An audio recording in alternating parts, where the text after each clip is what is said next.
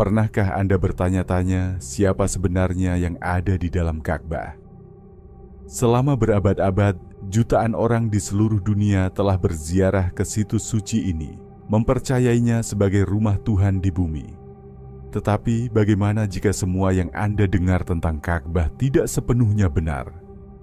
Apa yang akan Yesus katakan tentang tempat ini? Apakah Dia sudah meramalkan sesuatu tentang ini? Alkitab memberikan peringatan tentang penipuan rohani yang dapat menyesatkan bahkan orang-orang pilihan. Bagaimana jika saya katakan bahwa ada wahyu menakjubkan yang tersembunyi dalam kitab suci yang menghubungkan Ka'bah dengan sesuatu yang jauh lebih besar dan lebih berbahaya daripada yang dapat kita bayangkan? Dalam video hari ini, Anda akan menemukan rahasia tersembunyi tentang Ka'bah, wahyu Alkitab yang mengejutkan dan apa artinya ini bagi akhir zaman. Jadi kalau Anda ingin tahu kebenarannya, tunggulah sampai akhir, karena jawabannya bisa mengubah semua yang Anda kira Anda ketahui. Sebelum kita mulai, like video ini, subscribe channel ini, dan aktifkan loncengnya, karena apa yang akan kami ungkapkan hari ini perlu dibagikan ke sebanyak mungkin orang. Sekarang bersiaplah, karena perjalanan ini dimulai sekarang. Ka'bah yang terletak di Mekah dianggap sebagai tempat paling suci di pulau itu. Setiap tahun, jutaan umat Muslim kembali ke sana untuk berdoa dan berziarah ke sana. Namun, tahukah Anda bahwa Ka'bah sudah ada jauh sebelum adanya pulau tersebut? Asal-usul tempat ini diselimuti misteri. Tradisi Islam mengklaim bahwa Abraham dan Ismail membangunnya sebagai kuil bagi Tuhan yang benar. Tetapi ada catatan sejarah yang menunjukkan bahwa Ka'bah sudah digunakan sebagai tempat wisata untuk berbagai dewa pagan bahkan sebelum munculnya Islam. Pertanyaan yang jarang ditanyakan adalah, jika Ka'bah benar-benar didirikan oleh Tuhan yang benar, mengapa Yesus tidak pernah membangun tempat ini? Dan lebih jauh lagi, mengapa para nabi Perjanjian Lama tidak pernah menunjuknya sebagai tempat suci? Ada sesuatu yang tersembunyi dalam misteri ini, dan kitab suci mungkin berisi jawabannya. Banyak orang meyakini bahwa Ka'bah dihubungkan dengan Tuhan dalam Alkitab melalui Abraham dan Ismail. Akan tetapi, kitab suci melukiskan gambaran yang sangat berbeda.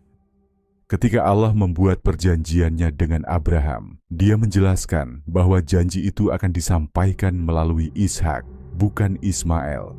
Kejadian 17:19-21. Hal ini menimbulkan pertanyaan serius. Jika janji perjanjian Tuhan tidak diberikan kepada Ismail, mengapa tempat yang dikaitkan dengannya dianggap paling suci di bumi? Detail penting lainnya, Alkitab tidak pernah menyebutkan Ka'bah sebagai tempat suci. Tidak ada nabi Perjanjian Lama yang dikenalnya, dan Yesus tidak pernah disebutkan kepadanya sebagai tempat roh yang sejati. Sebaliknya, Yesus dengan jelas mengatakan kepada perempuan Samaria itu, "Saatnya akan tiba bahwa kamu tidak akan menyembah Bapa di gunung ini dan bukan juga di Yerusalem. Tetapi saatnya akan tiba dan sudah tiba sekarang, bahwa penyembah-penyembah benar akan menyembah Bapa dalam roh dan kebenaran." Yohanes 4:21-23. Jika Yesus mengajarkan bahwa roh sejati tidak terikat pada tempat fisik, mengapa begitu banyak orang percaya bahwa Ka'bah penting untuk terhubung dengan Tuhan? Jawabannya mungkin terletak pada ajaran Kristus tentang bait suci palsu dan tipu daya akhir zaman. Yesus selalu memperingatkan tentang guru-guru palsu, nabi-nabi palsu dan tempat-tempat mewah. Ia membandingkan orang Farisi dengan orang yang mengubah bait suci menjadi pasar dan memperingatkan tentang orang yang akan membangun tempat-tempat rohani yang tidak berasal dari Tuhan. Dalam khotbah di bukit, Dia meninggalkan peringatan yang serius. Bukan setiap orang yang berseru kepadaku, "Tuhan, Tuhan," akan masuk ke dalam kerajaan sorga, melainkan dia yang melakukan kehendak Bapa-Ku yang di sorga. Matius 7:21. Ini berarti tidak semua bentuk ilham dapat diterima oleh Allah. Banyak yang mungkin mengikuti sistem yang tampaknya benar di mata manusia, tetapi jauh dari kehendak sejati Sang Pencipta. Kalau kita tinjau sejarah Ka'bah, maka kita akan melihat bahwa sebelum datangnya Islam, Ka'bah merupakan sebuah pusat rangsangan ruh. Patung lebih dari 360 berhala disimpan di sana, dan baru pada abad ke-7, di bawah Muhammad, Ka'bah diubah menjadi kuil monoteistik. Ini membawa kita pada pertanyaan yang mengganggu. Jika asal-usul tempat ini berakar pada paganisme, siapa sebenarnya yang disembah di sana? Kami akan mengungkap identitas spiritual sejati di balik Ka'bah. Sepanjang sejarah, banyak orang mampu membangun kuil dan tempat suci dengan keyakinan bahwa mereka menyembah Tuhan yang benar. Namun, akankah Tuhan menerima segala bentuk antusiasme? Dalam Perjanjian Lama, kita melihat bahwa Allah selalu memastikan umatnya menyembahnya di tempat yang dipilihnya. Kemah suci di padang gurun dan kemudian bait suci di Yerusalem didirikan oleh Tuhan sendiri. Ketika masyarakat mencoba mengikuti jalan lain, beribadah di tempat yang tidak sah, mereka ditegur keras dan bahkan dihukum. Lihatlah apa yang Tuhan katakan dalam Ulangan 12:5. Tetapi kamu harus mencari tempat yang akan dipilih Tuhan, Allahmu, dari segala sukumu, untuk membuat namanya diam di sana, dan untuk diam di sana, dan kesanalah harus kamu pergi.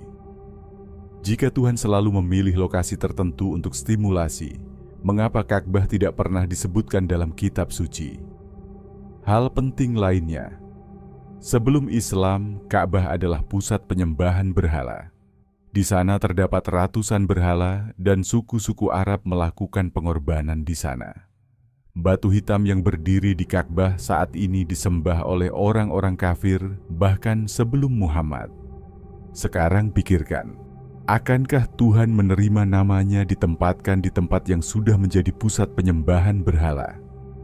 Yesus sendiri memperingatkan bahwa inspirasi sejati tidak ditemukan di lokasi fisik, tetapi dalam hubungan langsung dengan Tuhan.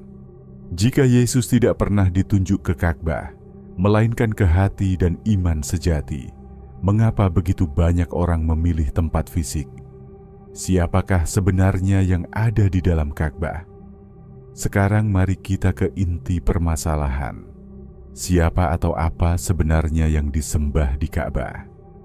Untuk memahami hal ini, kita perlu kembali ke apa yang Alkitab katakan tentang siapa yang mengendalikan kerajaan-kerajaan dunia ini.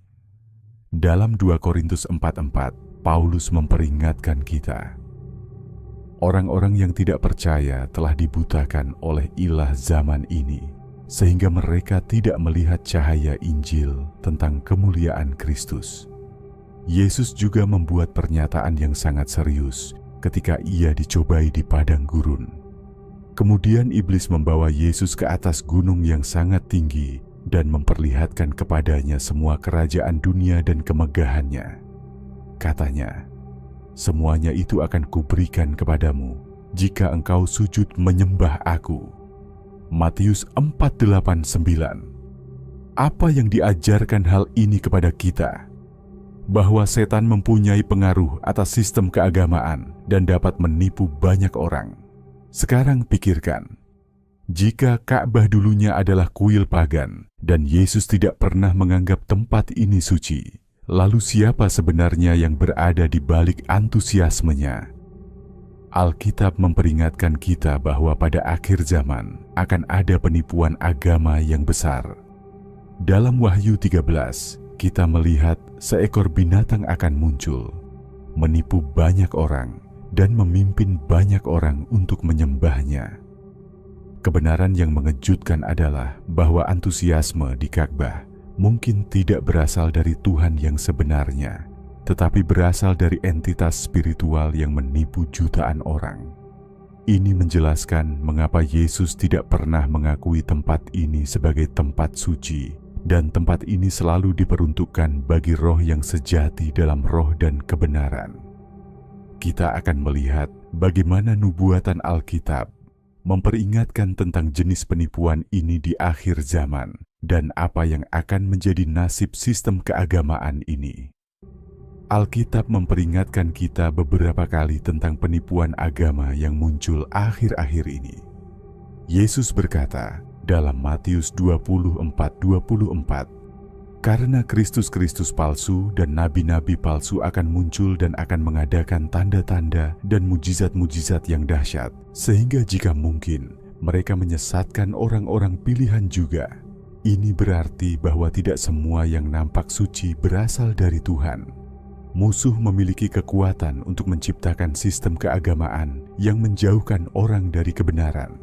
Sekarang pikirkan, jika Ka'bah benar-benar tempat yang dipilih oleh Tuhan dalam Alkitab, mengapa tempat itu tidak pernah disebutkan dalam kitab suci?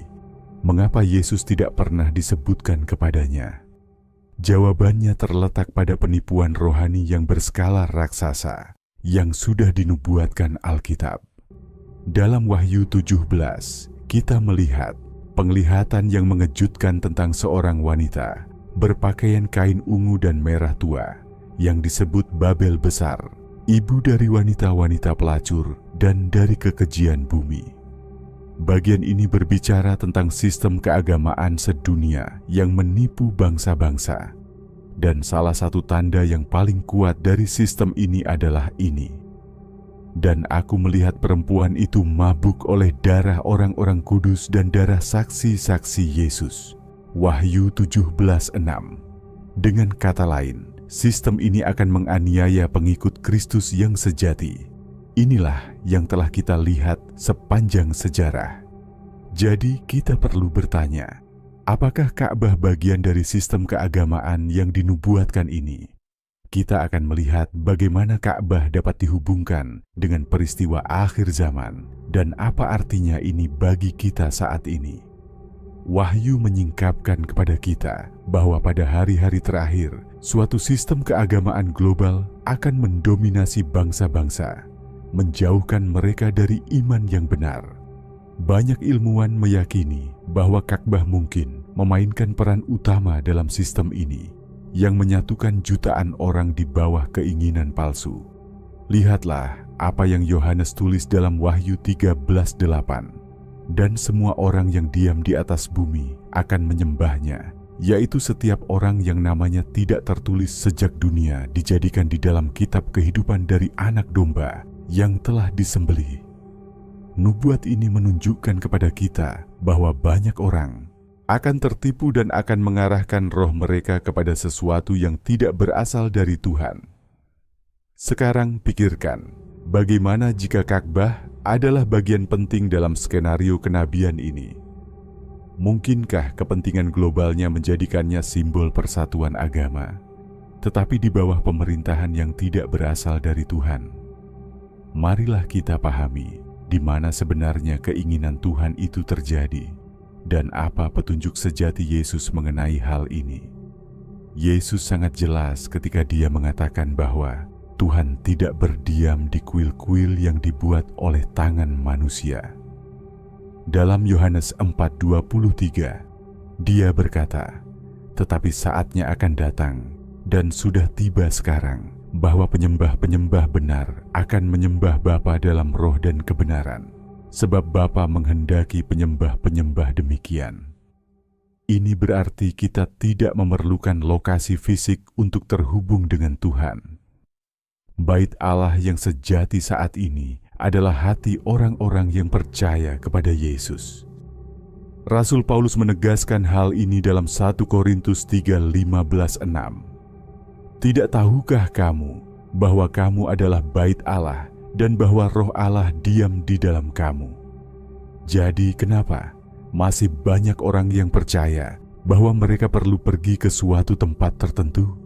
Kenyataannya adalah bahwa musuh selalu mencoba menjauhkan manusia dari antusiasme sejati. Ia menciptakan kuil, ritual, dan praktik keagamaan yang tampaknya suci, tetapi jauh di lubuk hatinya menjauhkan manusia dari kebenaran. Oleh karena itu, kita perlu memahami apa panggilan Allah yang sebenarnya untuk akhir zaman dan bagaimana kita harus bertindak berdasarkan wahyu ini. Sekarang setelah kebenaran terungkap, pertanyaan besarnya adalah, apa yang harus kita lakukan dengan informasi ini? Alkitab memberitahu kita dengan jelas dalam Wahyu 18:4. Pergilah kamu, hai umatku, pergilah daripadanya, supaya kamu jangan mengambil bagian dalam dosanya, dan supaya kamu jangan turut menanggung hukumannya. Artinya Allah sedang memanggil umatnya agar keluar dari sistem keagamaan yang tidak berasal darinya dan beralih kepada antusiasme sejati. Jadi apa yang dapat Anda lakukan hari ini? Carilah kebenaran dalam firman Tuhan.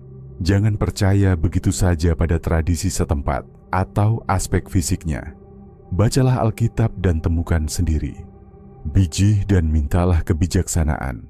Roh Kudus dapat menunjukkan di mana kebenaran berada. Bagikan pesan ini. Jutaan orang masih terjebak dalam penipuan ini.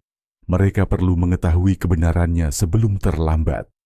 Kebenaran tentang Ka'bah telah terungkap. Sekarang, keputusan ada di tangan Anda. Jika Anda terpengaruh oleh pesan ini, tinggalkan komentar Anda dan bagikan video ini kepada sebanyak mungkin orang. Like, subscribe channel ini, dan aktifkan loncengnya, karena masih banyak yang harus kami ungkap tentang misteri akhir zaman. Semoga Tuhan memberkati Anda, dan sampai jumpa di video berikutnya.